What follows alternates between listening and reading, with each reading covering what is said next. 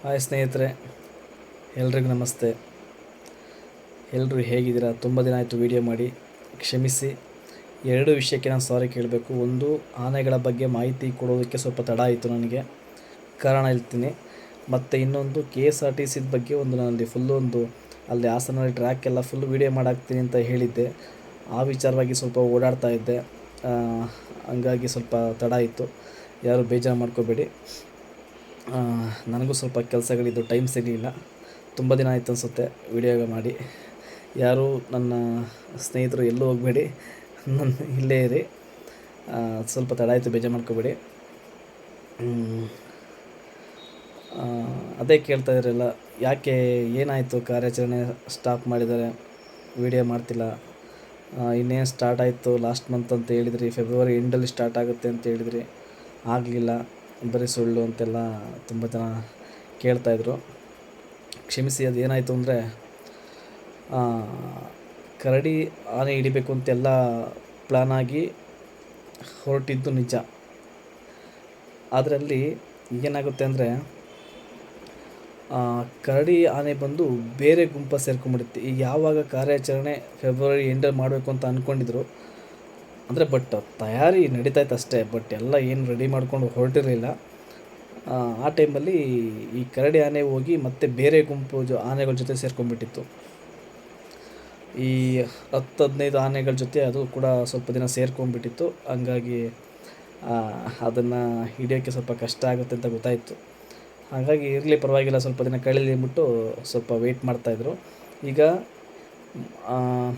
ಹೋದ ವಾರದಲ್ಲಿ ಒಂದು 15 ದಿವಸದಲ್ಲಿ ಒಂದು ರೌಂಡ್ ಮಾತುಕತೆ ಆಗಿದೆ.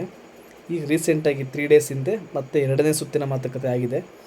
ಎಲ್ಲ ಅದಕ್ಕೆ ಎಷ್ಟು ಆನೆಗಳನ್ನ ಕರ್ಕೊಂಡೋಗ್ಬೇಕು, ಫುಡ್ಗಳದ್ದು, ಮತ್ತು ನಮ್ಮ ಹುಡುಗರುಗಳು ಎಲ್ಲ ಎಷ್ಟು ಜನ ಬೇಕು ಎಲ್ಲ ಪ್ಲ್ಯಾನಿಂಗ್ ಮಾಡ್ತಾಯಿದ್ದಾರೆ. ಅತಿ ಶೀಘ್ರದಲ್ಲಿ ಕರಡಿ ಆನೆ ಹಿಡಿತಾರೆ. ಇವತ್ತು ಯಾವಾಗ ಅಂತ ನಾನು ಡೇಟಾಗಿ ಕನ್ಫರ್ಮ್ ಮಾಡ್ಕೊಂಡಿಲ್ಲ. ಏನಕ್ಕೆ ಅಂದರೆ, ನನಗೆ ಮೊದಲು ಥರ ಮಾಹಿತಿ ಬರ್ತಾಯಿಲ್ಲ ಈಗ. ಅಲ್ಲಿ ನಮ್ಮ ಸ್ನೇಹಿತರು ಹೇಳಿದ್ನಲ್ಲ, ನಮ್ಮ ಹುಡುಗ ಒಬ್ಬ ಇದ್ದ, ಅವನಿಗೆ ಅಲ್ಲಿ ಕೆಲಸ ಬಿಟ್ಬಿಟ್ಟಿದ್ದಾನೆ.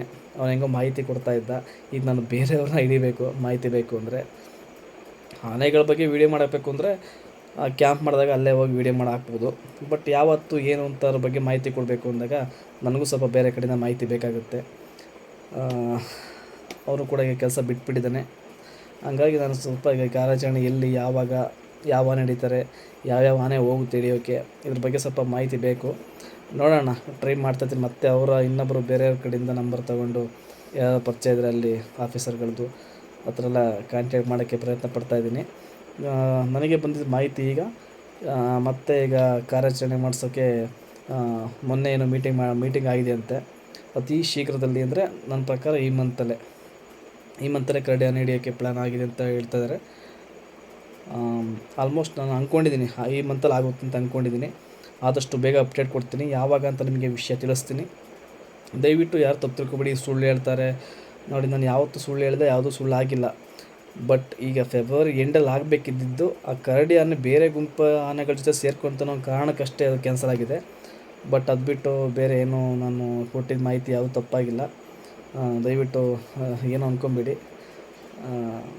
ನನಗೆ ಆದಷ್ಟು ನಾನು ಪ್ರಯತ್ನಪಟ್ಟು ಎಲ್ಲ ಕಡೆ ಮಾಹಿತಿ ತಗೊಂಡೇ ನಿಮ್ಗೆ ಇನ್ಫಾರ್ಮೇಷನ್ ಕೊಡೋದು. ಸುಮ್ಮನೆ ಅಲ್ಲಿ ಇಲ್ಲಿ ಅಂತ ಏನೇನೋ ಹೇಳಿ ಇವಾಗ ಒಂದು ವೀಡಿಯೋ ಮತ್ತು ನಾಳೆ ಒಂದು ವೀಡಿಯೋ ಮಾಡಿ ಹಾಕಿ ಆ ಆನೆ ಅಲ್ಲಿದೆ, ಭೀಮ ಇಲ್ಲಿದೆ, ನನಗೆ ಅದೆಲ್ಲ ಬೇಕಿಲ್ಲ. ಯಾವ ಆನೆ ಎಲ್ಲಿದೆ, ಯಾವ್ಯಾವ ಆನೆ ಎಲ್ಲೆಲ್ಲಿದೆ ಅಂತ ಎಲ್ರಿಗೂ ಗೊತ್ತು. ಬಟ್ಟು ಇನ್ಫಾರ್ಮೇಷನ್ ಕೊಡಬೇಕು ಅಷ್ಟೇ, ನನಗೆ ಗೊತ್ತಿರೋದು. ಅದಕ್ಕೋಸ್ಕರ ನಾನು ಇಷ್ಟು ತಡ ಮಾಡ್ತಾಯಿದ್ದೀನಿ, ಇಷ್ಟು ಓಡಾಡ್ತಾಯಿದ್ದೀನಿ. ದಯವಿಟ್ಟು ಯಾರು ತಪ್ಪು ತಿಳ್ಕೊಬೇಡಿ. ಆದಷ್ಟು ಬೇಗ ನಿಮಗೆ ಅಪ್ಡೇಟ್ ಕೊಡ್ತಾಯಿರ್ತೀನಿ. ವೀಡಿಯೋ ನೋಡ್ತಾಯಿರಿ.